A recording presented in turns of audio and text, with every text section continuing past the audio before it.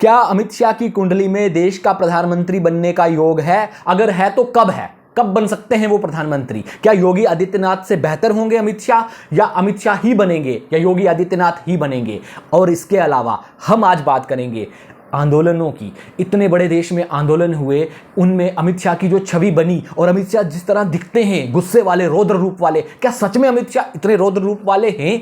अमित शाह विरोधियों को कैसे खत्म कर देते हैं, और कैसे है इनकी चाणक्य बुद्धि? आज इन सब पर बात करेंगे। तो शुरू करते हैं फटाफट बिना टाइम गवाए अमित शाह की कुंडली से विश्लेषण कि आखिर अमित शाह इतने बड़े चाणक्य हैं कैसे। उसके बाद बात करेंगे कि आखिर अमित शाह देश के प्रधानमंत्री बनने वाले, वो कौन सा समय है जब वो बन सकते हैं देश के प्रधानमंत्री। सबसे पहले अमित शाह की कुंडली कन्या लगन की है दोस्तों। कन्या लगन वाले वैसे ही व्यापारिक आदमी होते हैं। दूसरी, व्यापार वाली सोच वाले होते हैं। तीसरा, वो राजनीति में क्यों आए? उनका सबसे मजबूत ग्रह है राहु। ये जो राहु है ना उनका, ये बैठा हुआ है दशम स्थान पे।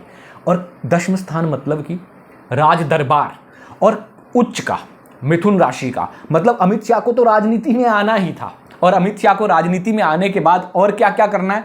अमित शाह के शत्रुओं का विनाश अपने आप ही हो जाता है। क्यों हो जाता है? राहु यहां बैठा है, 5वीं दृष्टि से यहां देखता है, 9वीं दृष्टि से यहां देखता है, 7वीं दृष्टि से यहां देखता है।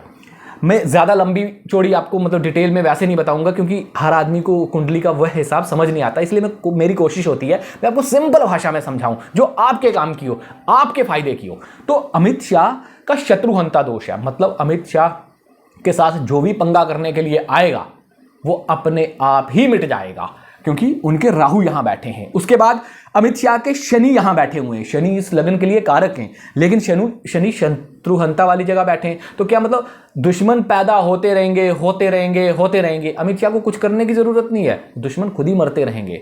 लेकिन इनके गाहे बगाहे दुश्मन पैदा होते रहेंगे, अपने आप ही दुश्मन पैदा होंगे। मतलब अमित शाह ने किसी से नहीं भी दुश्मनी करनी ना, वो भी सोचेगा अमित शाह मेरा दुश्मन है, दुश्मनी कर लेता हूं। ये होगा अमित शाह की कुंडली में। उसके बाद तीसरी बात कि अमित शाह जो है आखिर इतने अच्छे वक्ता, आखिर इस कुर्सी तक पहुंचे कैसे? तो वो सारा खेल है इनका लग्नेश जो है ना, लगन का मालिक जो है बुध, वो वाणी के स्थान मित्र के घर में, धन घर में जाके बैठ गया। मतलब इन्होंने अपनी वाणी से धन तो कमाना ही था, और इनकी वाणी इनको प्रभावशाली बनाती है। आपने देखा अमित शाह की दहाड़ जब होती है तो बड़े बड़े विरोधी चित्त हो जाते हैं। क्यों हो जाते हैं? क्योंकि इनका जो लग्नेश है, लगन का मालिक, वो द्वितीय घर में बैठा हुआ है। उसके बाद तीसरी बात, इनका भाग्य भी बहुत अच्छा है। वहां पर गुरु बैठा हुआ है, बृहस्पति भाग्य स्थान में बैठ गया है, जो इनको पराक्रम दे रहा है, जो इनके लग्न को मजबूत कर रहा है, जो इनके दो केंद्र स्थानों का मालिक है, एक नवम और एक पत्नी स्थान की। इनकी पत्नी के साथ भी म्यूचुअल अंडरस्टैंडिंग अच्छी है। क्या अमित शाह जैसे दिखते हैं सच में वैसे हैं? ये भी आपके मन में सवाल होगा। इनकी कुंडली बताती है सच में वैसे नहीं है, ये थोड़े से डरपोक किस्म के आदमी हैं। इनके अष्टम घर में चंद्रमा बैठा हुआ है। मतलब जो इनकी छवि बाहर दिखाई जाती है ना, जैसे ये रौद्र रूप दिखाते हैं, वैसा है नहीं है। इसीलिए तो किसान आंदोलन हुआ ना, आपने देखा, सीए आंदोलन हुआ, सरकार डर गई। गृह मंत्री कौन था? अमित शाह थे। मतलब ये बहुत जल्दी डर भी जाते हैं। दिखावा इनका कुछ और है, शत्रुहंता योग है, लेकिन ये डर जाते हैं। इस हिसाब से जो नेतृत्व कई लोग होते हैं ना, बोल्ड, उसके पीछे का रीजन मंगल इनका नीच का है, जनता से जुड़ने वाला, कि जनता के प्रेशर में आके बहुत जल्दी सरेंडर कर देते हैं। अगर इनके खिलाफ थोड़ा सा भी आंदोलन का माहौल खड़ा किया जाए तो बहुत जल्दी डर सकते हैं। क्यों? मंगल कमज़ोर है, और चंद्रमा जो है मन का कारक, वो अष्टम भाव में बैठा हुआ है। तो ये अमित शाह की दूसरी छवि है जो कुंडली से दिखती है। अब तीसरी बात एक और जो आपके मन में सवाल उठता होगा कि अमित शाह अगर इतने मजबूत हैं, इनके सारे ग्रह भी पावरफुल हैं, तो फिर ये प्रधानमंत्री कब बनेंगे? क्या ये प्रधानमंत्री बनेंगे? नहीं बनेंगे, क्योंकि योगी आदित्यनाथ और अमित शाह में एक कंपटीशन चलता है कि नरेंद्र मोदी जी का वारिस कौन होगा। पहले तो एक बात और भी मैं आपको क्लियर कर दूं, बहुत सारे लोग सवाल करते हैं कि नरेंद्र मोदी ने अमित शाह को ही क्यों अपने साथ रखा है। क्योंकि इस आदमी का दशम स्थान में राहु बैठा है। मतलब विरोधियों को खत्म करने के लिए नरेंद्र मोदी के पास ये आदमी है जो विरोधियों को खुद ब खुद दबा देता है, खुद खत्म कर देता है। इसलिए नरेंद्र मोदी ने इसे अपने साथ रखा हुआ है। नरेंद्र मोदी और इन दोनों की कुंडली में एक खास बात है, दोनों की सोच, पॉलिटिकल सोच, आगे बनिया वाली सोच।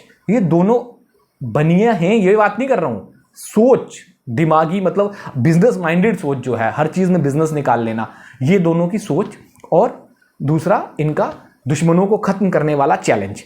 अपने आप विरोधी खत्म हो जाते हैं, ऐसी बुद्धि है, ऐसी तिकड़मबाजी है इनके पास।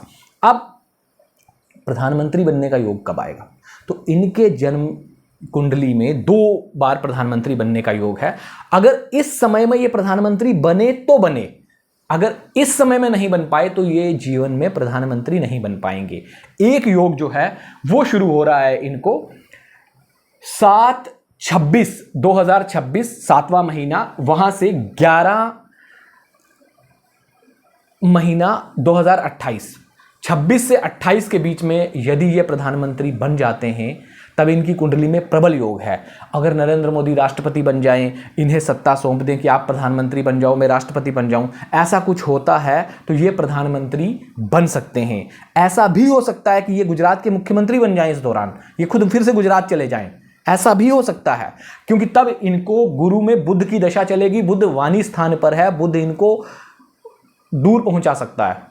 लेकिन कोई केंद्र की राजनीति में गृह मंत्री का पद छोड़ के गुजरात की राजनीति करेगा, यह तो हजम होता नहीं, लगता नहीं है कि ये गुजरात जाएंगे। लेकिन तब इनको एक बड़ा पद मिलने की संभावना है। या तो ऐसा हो सकता है ये बीजेपी के अध्यक्ष फिर से बन जाएं तब, और बीजेपी को फिर से मजबूत करें, कुछ ऐसा हो, गृह मंत्री जो हैं ये रिजाइन कर दें, या क्या पता गृह मंत्री ही रहें और देश के लिए कुछ बड़े बड़े निर्णय लें, ऐसा हो सकता है। लेकिन बुध की दशा इनके लिए बहुत प्रभावशाली है, जो 7/26 से 11/28 तक चलेगी।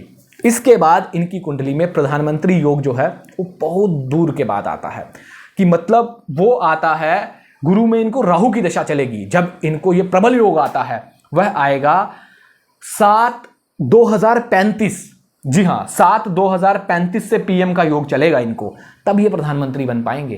तो क्या ऐसे हो सकता है, कुछ लोग कह सकते हैं कि अमित शाह जो हैं वो नरेंद्र मोदी के 2034 का जो सफर है 29 से 35 वाला, उसमें आखिरी टर्म में जब 35 के चुनाव होने वाले हों, अगर बीजेपी ऐसे ही बढ़ती रहे तो प्रधानमंत्री बने। मतलब ये कोरी कल्पनाएं हैं, इनकी कुंडली के जो योग हैं मैं उनके अनुसार ये कल्पनाएं कर रहा हूं, ये कोई सत्य है ऐसा नहीं है। लेकिन इनकी कुंडली में तब और 2028 में प्रधानमंत्री बनने का योग आता है। सिंपल और साधारण बात। अब योगी आदित्यनाथ की कुंडली से पता चलेगा कि उनकी कुंडली कितनी मजबूत है और उनमें भी क्या प्रधानमंत्री मोदी का वारिस बनने की मतलब है कि वो वारिस बन सकते हैं, वो प्रधानमंत्री बन सकते हैं। और अमित शाह और उनकी कुंडली एक बार कंपेयर करेंगे, पहले उनकी कुंडली देखूंगा फिर दोनों की कंपेयर करेंगे कि ज्यादा मजबूत कौन, प्रधानमंत्री मोदी के वारिस आखिर हो कौन सकते हैं, अमित शाह या योगी आदित्यनाथ। लेकिन फिलहाल अमित शाह की कुंडली में अगर आपको कुछ और भी प्रश्नों के जवाब चाहिए तो कमेंट कर सकते हैं, अपनी कुंडली दिखानी हो तो भी कमेंट कर सकते हैं।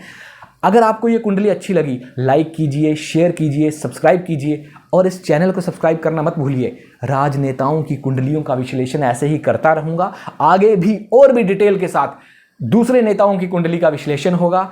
आज के लिए इतना ही, बहुत बहुत धन्यवाद। लाइक नहीं किए हैं, सब्सक्राइब नहीं किए हैं तो कर लीजिए।